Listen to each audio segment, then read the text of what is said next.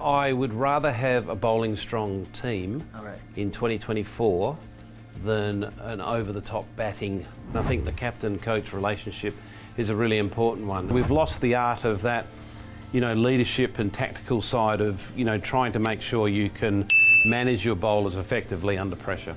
The other thing with Gujarat is that it's not only Shubman Gill, but there's other players that haven't stepped up. Setting up with two right-handers in the World Cup, it allows opposition teams to, set you up perfectly. Hello and welcome to a very special show which we call Free Money for the Anchor, also called #AskStar, because I don't have to do anything here. With me, Tom Moody. With me, the questions that you guys have sent in on the ESPN Cricket Info app. Shall we begin, Tom? Absolutely. These aren't easy ones. Telling you, just warning you. Okay. All right. We'll see. All right. First question, Raman Kapoor. He's asking what's clicked for the SRH this season that had been lacking since their title-winning run in 2016. Well, I think if you look at their side this year, it's completely opposite to that run you're talking about. Back in 2016, they're very much batting dependent this year, where back in 16 they were bowling dependent. They've got a very powerful batting unit. Obviously the records tell the story, and they're all in form. And it's nearly like after the first game, when Travis Head was included after that first game into the side, he sort of lit the fire underneath that batting unit and set the tone. And the likes of Abhishek Sharma and Klaasen and Markram and all the batters that have had a chance out in the middle have just taken the game on. I remember the 2016 season, and once you guys won, all of the bowlers of the world, they just came out and said, look at it, batters win you games, bowlers win you championships. So in 2024, Tom, as you said, this seems to be a different team. This seems to be a team that's scoring 287 in a T20 game, also giving away 262 and 246. Does that still hold true though? Bowlers win you championships? We'll see. Put it this way, I would rather have a bowling strong team in 2024 than an over-the-top batting strong team. And I think RCB are a good case study. That's right. Ouch, that hurt. RCB fans, I know, I feel you. Sheikh Afzal sends in the next question and he asks, how do you see Pat Cummins' performance, both as a leader as well as a bowler, given that he hasn't played much T20 cricket recently in the build-up to the IPL? Yeah, look, I don't think it's so much the issue about whether he's played much T20 cricket. He's played a lot of cricket and he's got a very good cricketing IQ. He's also a natural leader. So with those two things, put together, he's always going to be a good leader for the Sunrisers, particularly given he's got a past history with Dan Vittori, the new coach, and I think the captain-coach relationship is a really important one. And from my understanding, Pat has created a very relaxed environment within the Hyderabad dressing room. He's connected with all the Indian players, whether they be the senior or junior players, and there's a pretty happy camp at the moment. So, obviously it helps when you get on a bit of a run of a few wins, but they're looking in good shape. Nitin Verma asks, you tweeted that the impact player rule should be scrapped. Can you expand on that? Good one. Yeah, well, it's interesting. Rohit Sharma said pretty much the same. Look, I just feel that it's distorted the contest between bat and ball by having an extra player that can effectively give the captain an extra bowler or the batting side an extra batter. So that's why we're seeing these inflated scores. So it makes it very difficult, I think, for the contest to be fair. The other thing is, with that, I think we've lost that sort of tactical, strategic part of the game where the captain's got to make those smart decisions during the game around bowling deployment. Generally they've got 5 specialist bowlers and a 6th bowler, some cases 7th bowler, and in some teams they used to go in with just 4 specialist bowlers and have 3 bowlers to try to make up that 5th bowler. So we've lost the art of that, leadership and tactical side of, trying to make sure you can manage your bowlers effectively under pressure. That's right.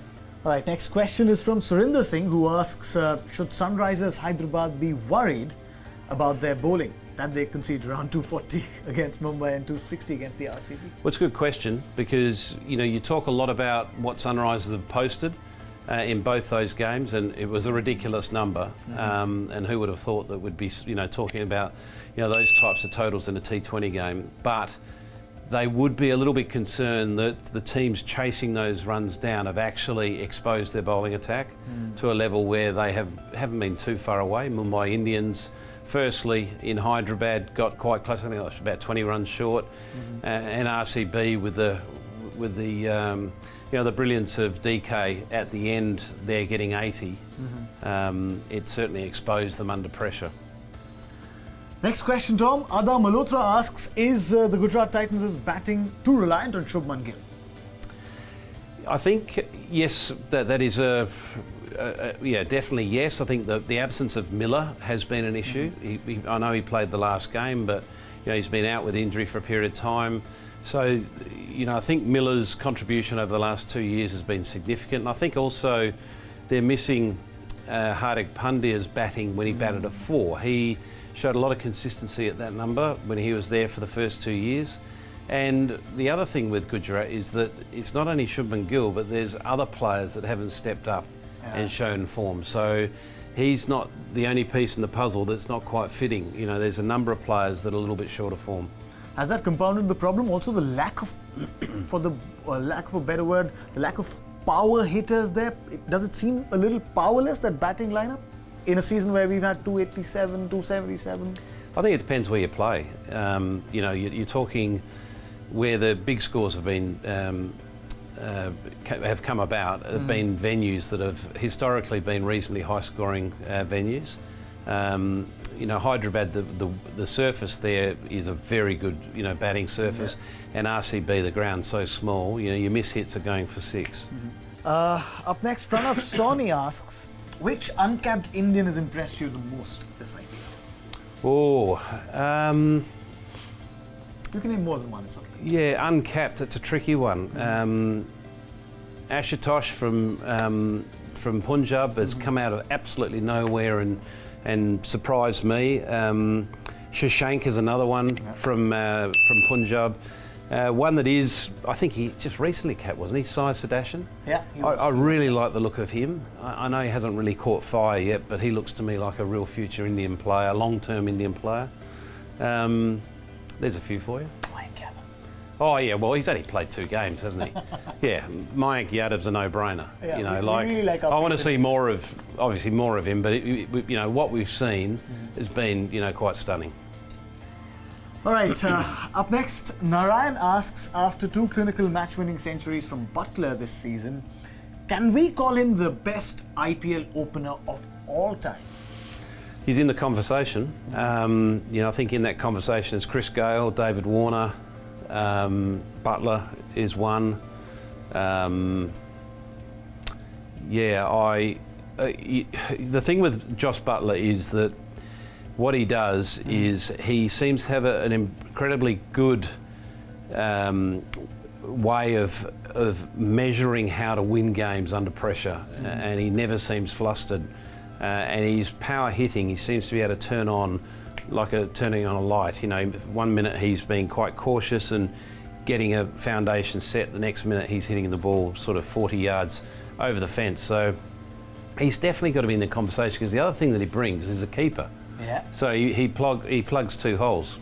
Next question from Ajay Mohan. Which 4 teams will make the playoffs? Direct. Well, I predicted at the beginning of the tournament it was going to be Sunrisers, Mumbai Indians, Lucknow Super Giants, and Rajasthan Royals. That was the 4. That's the 4 I picked. And I'm going to stick with that until maybe the next few days, and then revisit it. All right. Atul Butch asks, should Yuzvendra Chahal be in India's T20 World Cup squad? A lot of people asking that. Yeah, he'd be in my squad, purely because I think in the Caribbean you need a wicket taker. Bishnoi is a very good bowler, but to me he's more of a defensive leg spinner. And in those middle overs, I'd rather have a leg spinner that's going to take wickets for me. And if you've got Kuldeep and Chahal, if you're wanting to play, your 2 specialist wrist spinners, you've got quite a potent wicket-taking attack. In the same vein, Priti Magar also asks, should India open with Rohit and Kohli at the World Cup? The answer to that would be no, because setting up with two right-handers in the World Cup, it allows opposition teams to, set you up perfectly with starting with left arm spin and, closing down your power play and restricting what you should be getting in the power play. That's why I quite like Jaswal. At the top, not only is he a brilliant player, he's a left-hander that's prepared to take the game on. And both Rohit and Virat will benefit from having someone like a Jaswal around. Pramod Kumar asks, what does Umar Malik need to do to get back into the scheme of things? What's lacking? Yeah, good question. You would have thought with the impact sub that Umar Malik may have featured a few times. He played one game, but only bowled the one over, I think it was, that was quite expensive. But, Uncapped is the one that's currently taking his position in that side. So he just needs to remain patient, because when he least expects that opportunity, you can guarantee it'll come his way. All right, that's all the questions we have, Tom. Sounds good. Yeah, they weren't the bouncers I thought they would be. I just played them with a straight bat, so. Oh, okay. All right, straight down the ground. Big thanks to Tom Moody for joining us. Big thanks to all of you as well for sending in your questions. Remember, #AskStar on the ESPN Cricket Info app. Send them in. I guarantee I'll ask them like I did today.